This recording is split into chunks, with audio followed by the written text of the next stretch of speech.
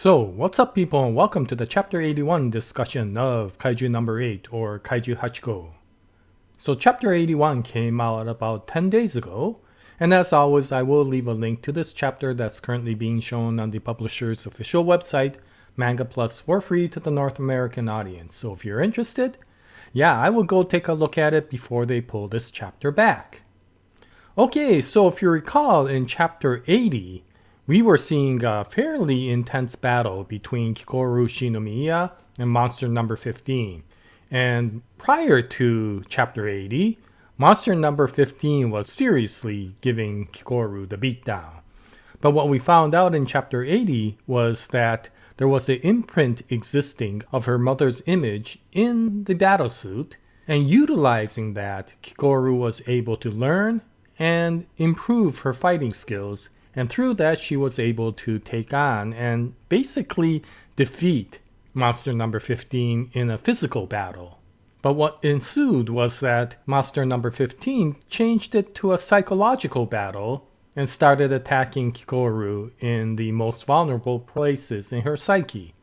And so Chapter 81 starts where we see Kikoru fully defeated due to the psychological attacks that monster number 15 has done. And we see that the great fighter that came out in Chapter 80 was now paralyzed by her trauma.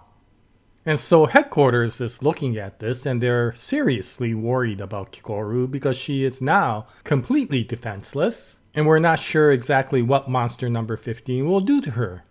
And though in the beginning headquarters was really upset that out of the sheer bad luck, monster number 15 used an attack that was very vulnerable for Kikoru, as the battle continued, the head of headquarters realized that this may not be luck. This may be actually planned by monster number 9 to bring in this sort of power because they knew Kikoru was very vulnerable to that. And of course, there are other S-class monsters that have arrived, one for each one of the really powerful members of the JDF. And if this was true to Kikoru, then of course the problem was maybe it's true to all the other fighters as well. And with that, we switch from Kikoru to Narumi. And we see that Narumi, utilizing his power of foresight, is able to take on monster number 11 very effectively. But even in that situation, we see that eventually monster number 11 starts overwhelming Narumi. And he's not exactly sure why, because he's still utilizing his precog capabilities that comes with his implants. But monster number 11 eventually reveals that since his implants utilizes electromagnetic signals that are in the nervous system of his opponent, by utilizing water as his weapon, this disperses the electromagnetic signals and makes it impossible for him to be able to use that power to aid in his battle skills. And so he is starting to get overwhelmed, similar to Kikoru.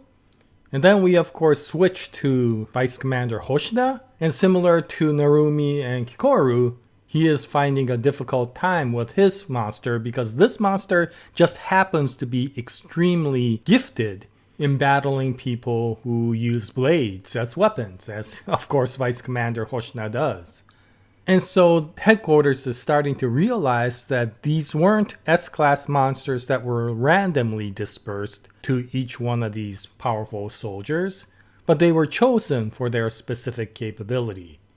And so now he's starting to realize that this attack was really well planned by monster number 9.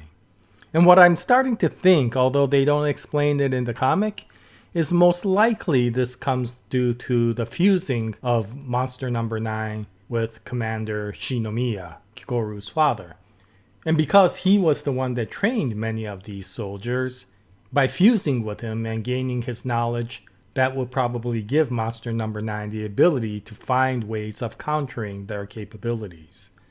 And so headquarters is starting to realize the peril they're in, and the leader starts explaining that although throughout history it has been humanity that has used this knowledge to research on other living entities, for the first time we're seeing that a different living entity is now researching on humanity to see how to overcome it.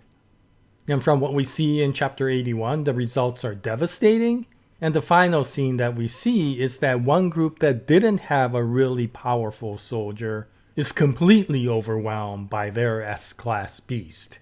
Now what's interesting is although they don't have the typical powerful soldier that the other divisions have, such as Kikoru or Narumi or Hoshina, the final group is the one that does have Kafka. Now Kafka has been told not to utilize his power, but if we are seeing this sort of scene, it almost implies that there has to be something that Kafka needs to do if he does not want to watch his entire team get annihilated. And so it'll be interesting to see. This creates a very good segue for Kafka to come in. Now, if monster number 9 pitted all of these S-class monsters against very specific, very powerful soldiers, then there is most likely a reason why this S-class monster is in this group. And that is because of Kafka. There is no other opponent that monster number 9 hates as much as Kafka. And so I would think that he would have taken extreme effort to make sure that whatever S-class monster attacked this group was chosen to be able to take on and defeat Kafka. So it'll be interesting to see what happens. Sure, monster number 9 knows the power of monster number 8. However, Kafka has powered up, supposedly, similar to all the other characters, and monster number 9 has not witnessed this new power-up. So, potentially, Kafka may be able to pull a trump card out and defeat this particular monster. But then, of course, what does that do with monster number 9? Because he is not there yet. So, if he defeats this particular monster and monster number 9 witnesses that, then will monster number 9 be able to now start planning for another counter to take out Kafka's new power? But we will have to wait until chapter 82 to at least find out what happens. And I got a feeling that individually for each one of these soldiers that are in peril right now, there will be at least a half a chapter to explain how they get out of this problem. But I am very curious to see what happens to the very last S-class monster that was going up against Kafka's group, because we haven't seen Kafka at all, and it'll be interesting to see when he comes out. But in any case, when chapter 82 comes out, I'll bring out another video. I hope you join me at that time. But this is the chapter 81 discussion for Kaiju number 8. If you read it, what'd you think about it? Any comments will be greatly appreciated. And until the next episode, happy manga reading, and as always, Jaya, nice day everyone.